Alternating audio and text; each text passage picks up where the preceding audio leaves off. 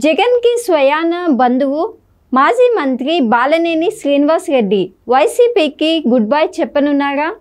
ఆయన జనసేన పార్టీలో చేరబోతున్నారా?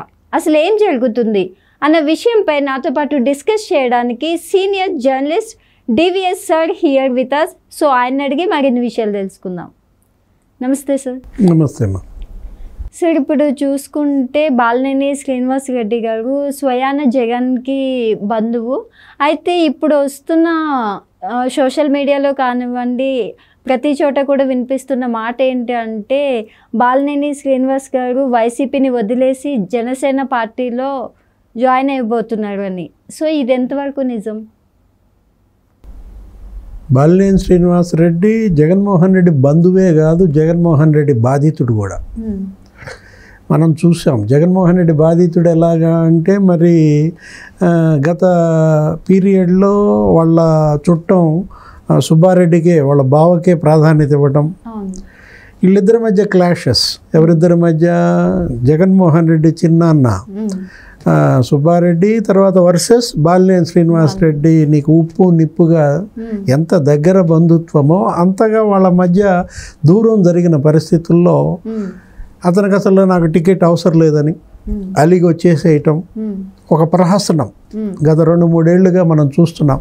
జగన్మోహన్ రెడ్డి ఎడ్డమంటే అతను తెడ్డమనడం, అక్కడ ఎంపీ టికెట్ మాగుంట శ్రీనివాసరెడ్డికి ఇవ్వమంటే అతను మాగుంటకి ఇవ్వకపోవడం, చెవిరెడ్డి భాస్కర్ రెడ్డిని అక్కడ అభ్యర్థిగా నియమించడం. సరే, ఏదో పంచాయతీ చేసుకున్నారు.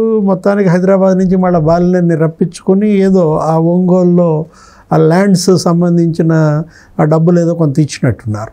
అతను దానికి కూడా మక్కు పట్టాడు. ఏది అదొక 200 కోట్లు ఏమో రావాలా, వాళ్ళందరికీ ఇవ్వాలా, భూములు ఇచ్చిన వాళ్ళందరికీ. అది ఒక పెద్ద స్కామ్. అక్కడ కలెక్టర్ కూడా దానిపైన చాలా ధ్వజం ఎత్తడం మనం చూసాం. ఇది అక్కడ కలెక్టర్ వర్సెస్ బాలినేని కూడా నడిచింది. తన పెత్తనం కింద ఆ జిల్లా ఉండాలా, ఒంగోలు పైన తన పెత్తనం ఎక్కడ చేజారిపోతుంది అనేది బాలినేని. ఇది ఇప్పుడు బాలినేని శ్రీనివాస్ రెడ్డి పొలిటికల్ హిస్టరీ 25 ఏళ్ళు. ఇక అక్కడ వాసు రకరకాలుగా అతను జనంలో కలిసిపోయిన పరిస్థితుల్లో ఒక 5 సార్లు గెలిచాడు. ఏది అసెంబ్లీకి, తర్వాత 2 సార్లు ఏమో ఓడిపోయాడు దామచర్ల జనార్దన్ చేతిలో. మొన్న కూడా ఓడిపోయాడు. లాస్ట్ టైం ఎంతతో గెలిచాడు? 22,000తోనే గెలిచాడు. పర్వాలేదు, మంచి మెజారిటీ. అది కూడా ఏంటి, జగన్మోహన్ రెడ్డి వేవ్ ఉంది. 151 సీట్లు వచ్చాయి. అన్ని చోట్ల ఇంకా ఎక్కువ మెజార్టీలు వచ్చినాయి. ఇతను ఏదో బయటపడ్డాడు. పోనీ 22,000 మెజార్టీ అనుకుంటే ఈసారి దగ్గర నీకు 34,000 ఓట్ల మెజార్టీతో ఓడిపోయాడు. అంటే బాధితుల సంఖ్య పెరిగింది. బాలినేని బాధితులంతా ఇవాళ అక్కడంతా నీకు ర్యాలీ అయ్యారు. అక్కడ ఉన్నటువంటి ఒక సామాజిక వర్గంతో వైరం. అతను ఎవరో వైశ్య కమ్యూనిటీ సుబ్బారావు గుప్తా మీద దాడి కొట్టడం, అతని ఆస్తులు లాగేసుకోవటం, అది పెద్ద ఇదైంది. ఒక్క ఆ నియోజకవర్గం మీదే కాకుండా సుబ్బారావు గుప్తా ఎపిసోడ్ మొత్తం రాష్ట్రం అంతా కొట్టింది. అసలు ఆ సామాజిక వర్గం ఆ పార్టీకి దూరం అవ్వటానికి అదొక కారణం. అనేక చోట్ల వైశ్యులపై దాడులు జరిగాయి. ఇప్పుడు బాలినేని భవిష్యత్తు ఏంటి? ఇవాళ జగన్మోహన్ రెడ్డిని నమ్ముకుని తన భవిష్యత్తుకు తాకట్టు పెట్టడానికి సిద్ధంగా లేడు. అతనేంటి, వాళ్ళ కొడుకు భవిష్యత్తు కోసం చూసుకుంటున్నాడు. ఎట్లా? ఇవాళ అతను ప్రణీత్తో ఎవరో ఉన్నట్టున్నాడు బాలినేని. వాళ్ళ ఆ కుర్రాడికి మరి తను ఉండగానే సరిపోదు కదా, తను ఉన్నప్పుడే కొడుకు కూడా ఒక బాట వేయాలన్న ఆలోచన. ఓకే, ఇప్పుడు తెలుగుదేశంలో కూడా వెళ్తున్నాడన్న ప్రచారం గతంలో మనం చూసాం. అంటే ఏంటి, జగన్మోహన్ రెడ్డిని బ్లాక్మెయిల్ చేయటమో ఏదో, మొత్తానికి ఇతనే ఆ లీకులు వదిలాడో. కాకపోతే తెలుగుదేశంకి ఇతనికి బాగా ఇక నీకు నడవని పరిస్థితుల్లో అది మనకు తెలుసు.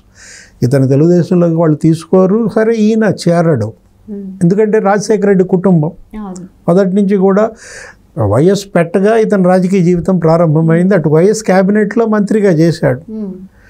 ఆ తర్వాత జగన్తో పాటు ఇతను కాంగ్రెస్ నుంచి బయటకు వచ్చేసి అప్పుడు మంత్రి పదవి కూడా జగన్ కోసం త్యాగం చేసిన వాళ్ళల్లో ఇతను కూడా ఒకడు. వెరసి మొన్న మరి అతనికి ఏం న్యాయం జరిగింది అంటే, జరగలేదంటాడు వాసు. లేదు, నేనే ముఖ్యమంత్రి అయితే నువ్వు ముఖ్యమంత్రివి కాదా అని జగన్ అన్న మాటలు. ఏదైనా ఆ కుటుంబం జగన్మోహన్ రెడ్డికి ఎడం జరుగుద్దంటే డౌటే, ఎందుకంటే బంధుత్వం. మరోవైపు మరి ఇవాళ వైఎస్ఆర్ కాంగ్రెస్ పార్టీలో అందరూ జంప్, ఉన్నాళ్ళంతా పత్తా లేకుండా పోయారు. ఎవరైతే నోటి దూల బ్యాచ్ ఉందో వాళ్ళంతా ఘోరంగా ఓడిపోయారు. మనం చూసాం, మొన్న వెంకయ్యనాయుడు గారు కూడా ఏమంటున్నారు, ఈ బూతులని బూత్లోనే సమాధానం చెప్పారు అని. ప్రజలు ఎవరైతే బూతులు మాట్లాడారో వాళ్ళందరికీ బూత్లో తిరుగులేని గుణపాఠం నేర్పారన్న ఆయన మాటలు. అటు రోజా, కొడాల నాని, వంశీ, ద్వారంపూడి అందరూ ఓడిపోయిన దీంట్లో బాలినేని శ్రీనివాసరెడ్డి ఇవాళ మరి జనసేనలోకి వెళ్తాడంటున్నారు. అతనికి జనసేనలో కూడా ఇది ఉంది. అంటే ఇప్పుడు బాలినేని శ్రీనివాసరెడ్డి ఆయన కొడుకు ఫ్యూచర్ కోసం జనసేనకు వెళ్ళబోతున్నారు అంటారా? అంటే కొడుకు కూడా రాజశేఖర్ రెడ్డి మరి జగన్ జగన్ ఫ్రెండ్ కూడా. వాళ్ళు జనరల్గా వాళ్ళు జగన్కి దూరం అవుతున్నారు అంటే ఇక అది చావు దెబ్బ. ఏది ఆ పార్టీకి, జగన్మోహన్ రెడ్డికి కూడా అనమాట. ఇంకెవరు ఆ పార్టీలో ఇక మిగలరు. ఎందుకని బాలినేనే గనక పార్టీ వదిలేసి వెళ్ళిపోతే ఇంకెవరు ఉంటారు అక్కడ? సొంత కుటుంబమే ఇవాళ మనం చూసాం. ఎవరు? చెల్లెళ్ళే జగన్మోహన్ రెడ్డి ఓటమిని కోరుకున్నారు. అటు తల్లే జగన్మోహన్ రెడ్డి అభ్యర్థిని ఓడించమని ఆమె వీడియో చేసి పంపింది. ఏది అవినాష్ రెడ్డి ఓటమికి వ్యతిరేకంగా మనం విజయమ్మ ఇచ్చిన సందేశం మనం విన్నాం. ఇవాళ తల్లి చెల్లెళ్ళే జగన్మోహన్ రెడ్డికి దూరం అయినప్పుడు మరి బాలినేని మాత్రం పట్టుకు ఎలాడతాడా? ఎవరి భవిష్యత్తు వాళ్ళు చూసుకుంటారు. జనసేనలో ఇతన్ని చేర్చుకుంటారా అనేది డౌట్. తెలుగుదేశంలానే కదా ఇప్పుడు జనసేన కూడా. ఏంటి, అతనికి సాన్నిహిత్యం ఉండొచ్చు, కొంతమంది వాళ్ళ వియ్యంకుడు కూడా విశాఖపట్నంలో టచ్లో ఉండొచ్చు. కాకపోతే ఇక్కడ అవినీతి కుంభకోణాలు, పెద్ద ఎత్తున భూ కబ్జా ఆరోపణలు, అతను స్వయంగా గ్యాంబ్లింగ్, పేకాటని పెంచి పోషించటం, ఇలా ఉన్న దీంట్లో ఇప్పుడు బాలినేని శ్రీనివాసరెడ్డి మరి జనసేనలో చేర్చుకుంటే తెలుగుదేశం, జనసేన, బీజేపీ కూటమి. ఆ కూటమిలో ఈ చేరికల వల్ల బాలినేని చేర్చుకుంటే తెలుగుదేశంకి ఏమైనా కోపం వస్తుందని చెప్పి జనసేన వాళ్ళు కూడా ఆలోచించే అవకాశం ఉంది.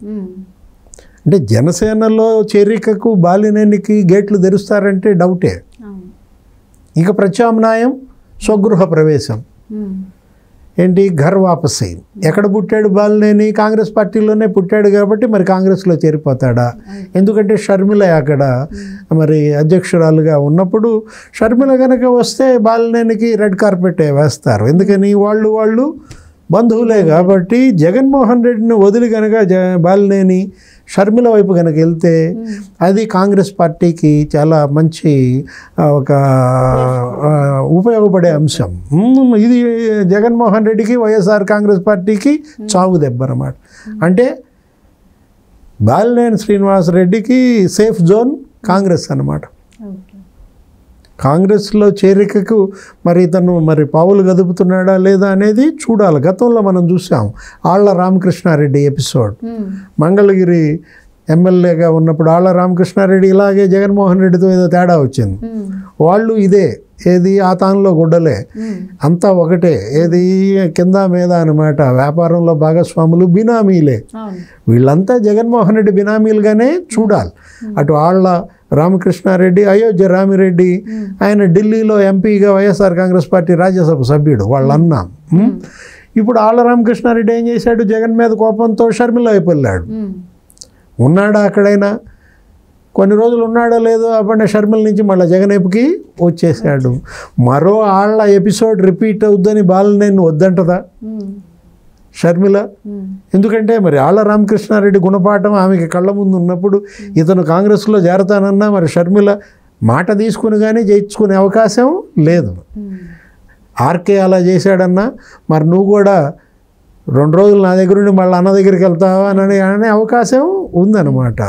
ఎవరికి వాళ్ళు ఎవరి దారాళ్ళు ఎత్తుక్కుంటున్నారు. ఓకే.